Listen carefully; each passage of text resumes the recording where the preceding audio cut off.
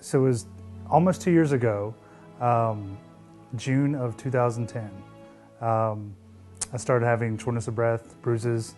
So I went to the doctor's office, and after a week of test, 2 weeks of test, I was diagnosed with aplastic anemia, which is autoimmune disease.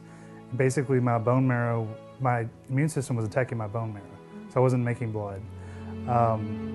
So over between doctor's visits and treatments, over a span of about 3 months, I had 15 units of blood and 8 units of platelets. The Red Cross, obviously, with services like that are very important.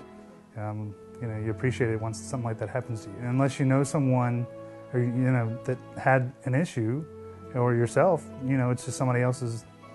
You don't really think about it. And honestly, I was guilty of that because between school or work, and blood drives, I never gave blood. And I felt terrible. I was very grateful at the time because, I had to have that. And so there's plenty of opportunities. It was just, well, somebody else will do it. And that was the biggest, mistake I made because, when you're in that position where you need it, you're so thankful and so grateful for it. And it's like, why didn't I do it? And now, unfortunately, I can't. So basically, they have no idea why I got it or, if it's ever going to go away.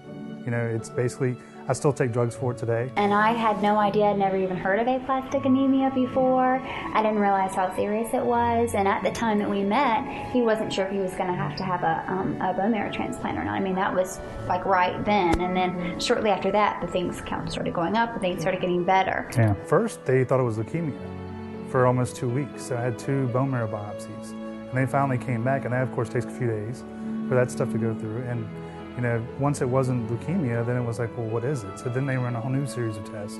But that was the scariest part, is not knowing if I had leukemia or not, Then it was like, okay, we know what it is.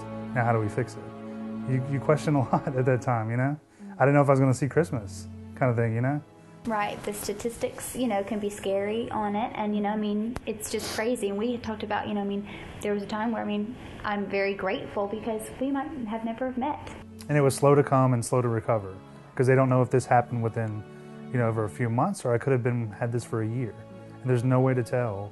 There's no test for that. And there's no test to see, well, you don't have any more of those cells in your body. It's just kind of, well, we'll see how it turns out. Just test over time. It's just so rare. That was a life-changing thing. We would never have even met, and it's crazy to think where we are now. We're engaged, we're planning a wedding, we have a dog, we just bought a house. There's so many things that my life is completely at a different place than it was when we first met, and I never would have even known he existed in the world. Yeah. And that's a big deal.